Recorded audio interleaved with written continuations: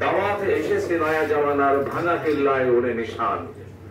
আজকের আমাদের এই ভাঙা কিল্লায় নিশান ওড়াতে হয়েছে।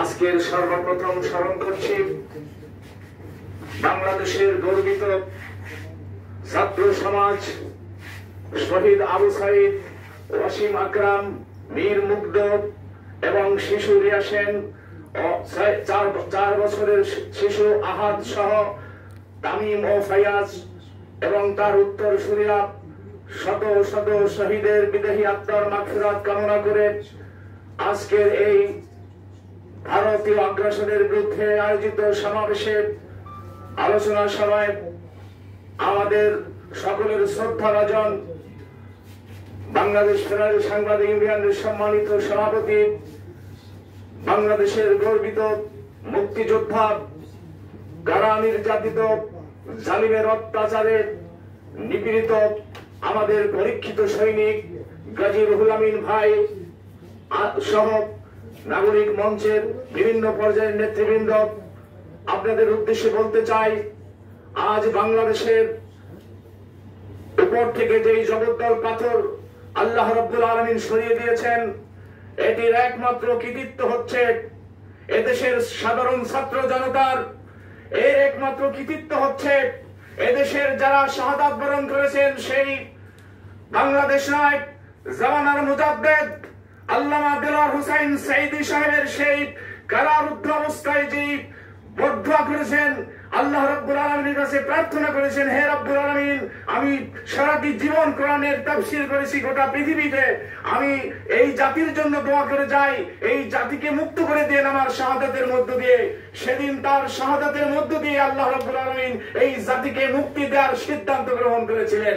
তাই আবাবিল পাখির মতো সেই আমরা যে 5 আগস্ট যে বিপ্লব এর মাধ্যমে বিজয় অর্জন করেছি, এটির একমাত্র আল্লাহ রাব্বুল আলামিনের দেওয়া সেই বিজয়। এই বিজয়কে ধরে রাখার জন্য আজকে ভারতীয় আগ্রাসনের বিরুদ্ধে আমাদেরকে প্রতিবাদমূলক সভা করতে হচ্ছে।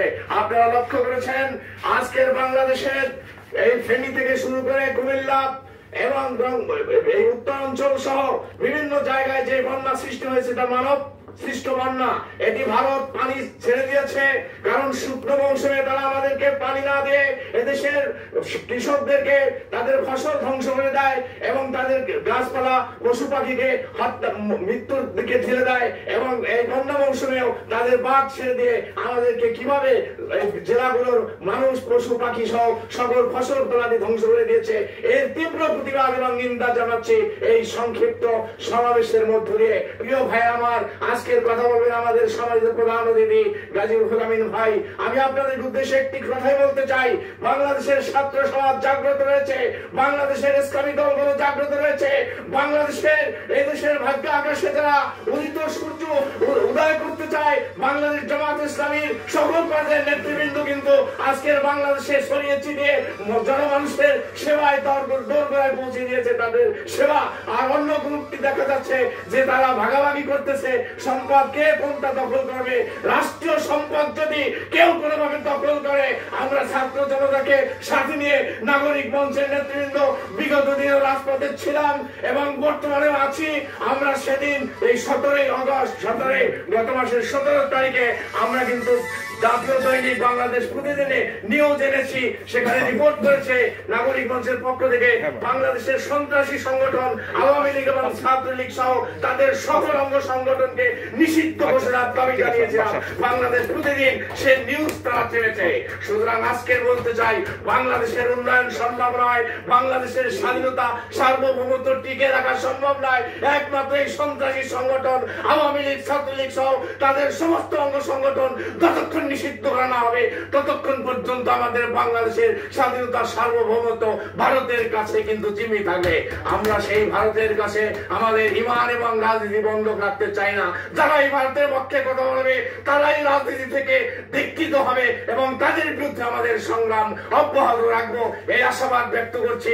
আপনাদের সকলের সুস্বাস্থ্য কামনা করে গোটা বাংলাদেশের জনগণকে ঐক্যবদ্ধ হয়ে বাংলাদেশের গর্বিত সেনাবাহিনী আমাদের মেজর জেনারেল ওয়াকারুজ্জামান সাহেব যে ভূমিকা নিয়েছেন সেটি কিন্তু 50-50, ছাত্র জনতা করেছে 50 এবং বাংলাদেশের গর্বিত সেনাবাহিনী তারাও করেছেন 50।